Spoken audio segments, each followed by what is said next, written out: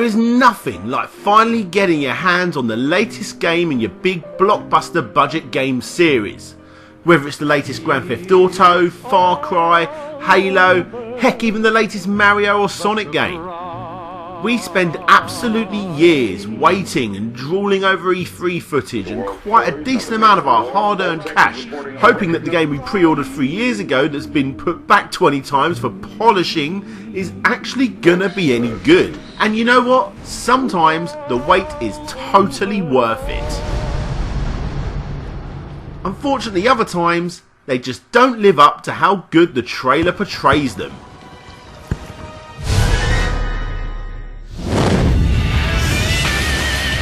Oh, Sonic 06. How did you go from this to this? I remember seeing screenshots of this game during a very long-winded house move back in the day. I was actually living on my nan's living room floor. It's a long story. My beloved Xbox and PlayStation 2 and GameCube was in storage collecting dust, and the only game I had on my phone was Snake. There was only one thing that kept my spirits up during this time, and that was visiting the site IGN on my nan's dial-up PC and looking at this. Was this the 3D Sonic game I always wanted since the original Sonic Adventure? No, it wasn't. Now, Sonic 06 obviously was a bad game.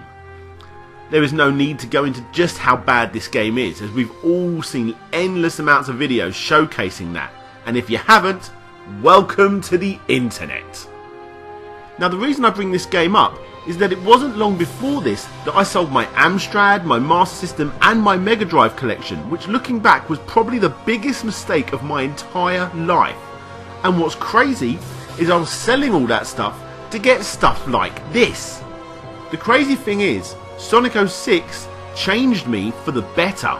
You see, it was about this time that I realised I shouldn't just spend 40 or 50 quid on a new game, or at least I should cut back on the amount that I do, and I should instead use my nan's super fast dial-up and go on eBay to get my games back. And that's exactly what Sonic 06 helped me realise I should do. Not only did I get the games back that I lost, but I also started to look up those games that I once missed. The great thing about doing this was I was no longer limited to just the systems that I had. No more just on the Mega Drive or the Amstrad. If a game came out on multiple systems, I can find out what the best version is and get that version, and most of the times for about a tenner. I had changed. I wasn't buying a game because of what character was on it, instead I was buying games on who developed them. I even went as far as reading interviews with my favourite developers and finding out the games that influenced them. Now, unfortunately, I cannot remember the exact interviews I was reading that referenced Jon Ritman, but I do remember this was how I eventually discovered Mr. Ritman's brilliant sort of trilogy of games. And it was thanks to this trilogy, as well as many other absolute gems, that made me the gamer that I am today. Ringo Radio Rentals Video Showcase.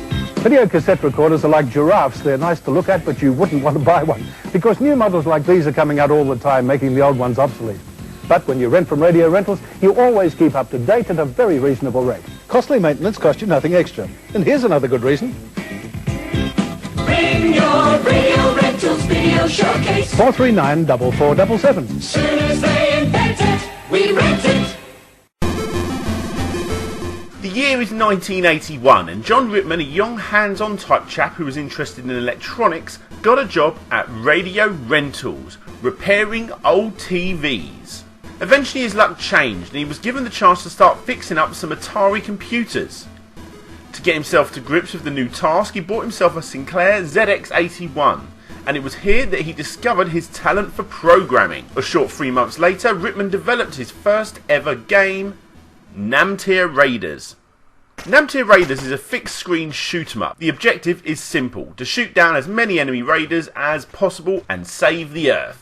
Jon Ritman sent this game out to several game companies, and eventually it got picked up a year later in 1982 by Arctic Computing Limited and sold for a whopping £3.95. Thankfully, Ritman's programming skills moved on up as he made and published 4 more games the very next year. You got Cosmic Debris for £4.95, Combat Zone for £5.95, and Dimension Destructors and Bare Bother for $6.95. Not only did they get more expensive, but thankfully Mr. Ritman's games got more and more popular, and the programmer had finally earned enough money to quit his job fixing TVs at Radio Rentals. Yep, that's right, Jon Ritman was actually working full time while making these games in his spare time. Not long after the release of Bare Bother, Jon went to a video game fair in London to see what was popular at the time. It was here he decided that his next game would be a football game, and that's exactly what he did. But this time the game was published by a little known studio called Ocean. Match Day. It's clear to see that Ritman's work was getting better and better with every single game, as Match Day sold over 50,000 units. It's reported that the day Jon took his copy to Match Day to the Ocean office, he was given a copy of another game that was going to be released a few days later. And that game was Night Law. If you don't know, Night Law is a masterpiece, and it left a lasting impression on everyone that played it. What a game! Well, Jon Ritman must have thought so too. The game, or should I say the isometric style of the game, was a big influence on Jon, and it was because of this that he started working on his own isometric style game, with artist Bernie Drummond. And 10 months later, we got that game. Batman. This is the first game in Jon Ritman's unofficial isometric trilogy, and while we're on the topic of firsts, this was also the first ever Batman game. Now this game might be a tad different to what you're usually used to, you know, with it being isometric and all, but don't let that put you off. It's actually not a bad game at all. You're Batman, and the idea of the game is to rescue Robin by collecting several bits needed to build your Batcraft inside the Batcave. Not an easy game to instantly pick up and play, but that's the charm. You need to search the many rooms of the Batcave, and let me tell you something. There are loads. In fact, it's believed that the game has 150 rooms, although Jon Ritman himself says it could possibly be more, he's not sure, as he wasn't counted. Anyway, the game has serious charm, and it's a great first look into Mr. Ritman's isometric trilogy. I mean, just listen to this beautiful 8-bit rendition of the old Batman theme.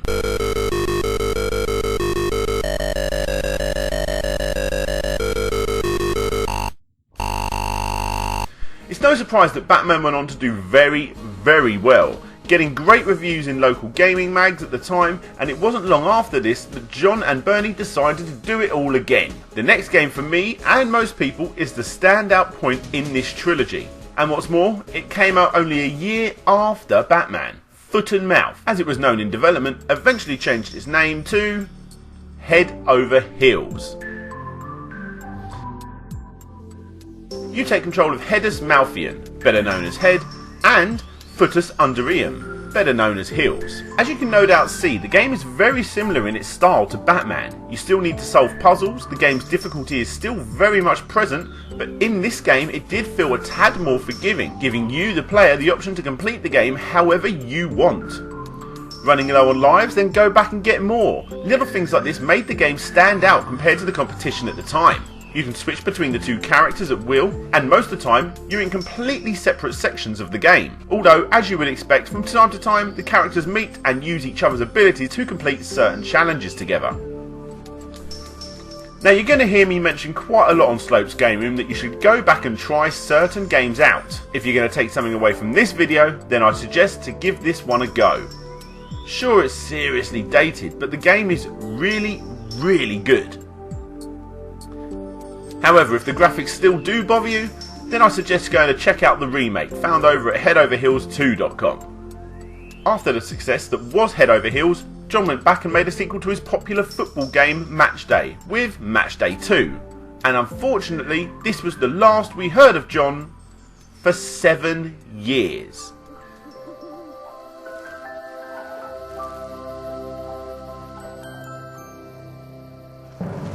You know what was missing from this amazing collection?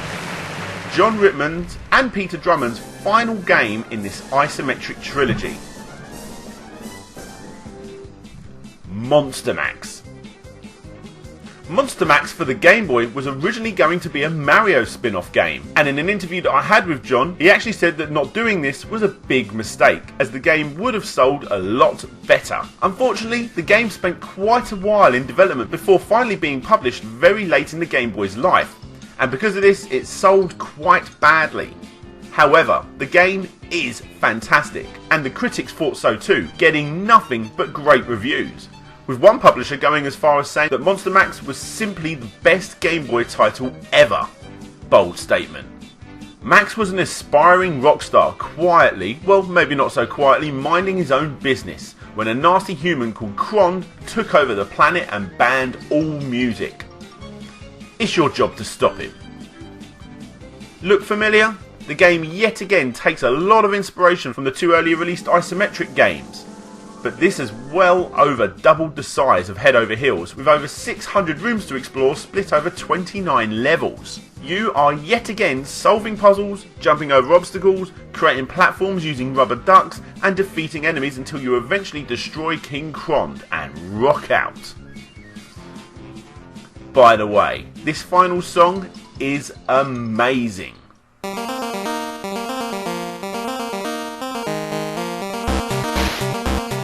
On Slopes Game Room, I really like to give you a collection of games and let you decide which one you would prefer to play. If you're going to ask me, I do prefer Head Over Heels over this game, as I feel Monster Max is slightly too big of a challenge, but still it's a fantastic game. And that is the final game in the Jon Ritman Trilogy. Now the term the Jon Ritman Trilogy thing was really made up for this video, as after Monster Max, Jon went out on his own creating his own company, Cranberry Sauce. And it was here that he actually made one other game that was going to be the third entry in another classic Ritman trilogy, Matchday 3. Although the name was changed during development to Super Match Soccer. If you're into football games, then I'm sure it's great. After making Matchday 3, he made the quintessential Art of Destruction for the PC and almost the PlayStation before eventually being cancelled. And if you ask me, the game really isn't that great. Unfortunately, that was the end of Cranberry Sauce as they eventually got brought out, and since then Jon's been working on several labels doing conventional platforms and creating games for mobile phones, as well as other platforms. Now looking back, I think anyone would be happy to have achieved such a great trilogy of games. If you've never played them, then do yourself a favour and check out any of these brilliant games, especially Head Over Heels.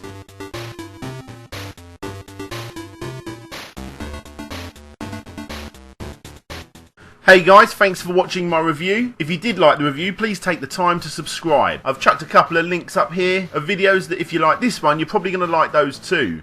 Firstly, we got the story of Roland, which is sort of Alan Sugar's unofficial mascot, made for the Amstrad CPC 464. Then you've got a video about Gremlin, where I focus on two mascots, Jack the Nipper and Zool. And finally, the third video is about the first ever survival horror game. And if you like the isometric feel of this video, then you're going to like that one too.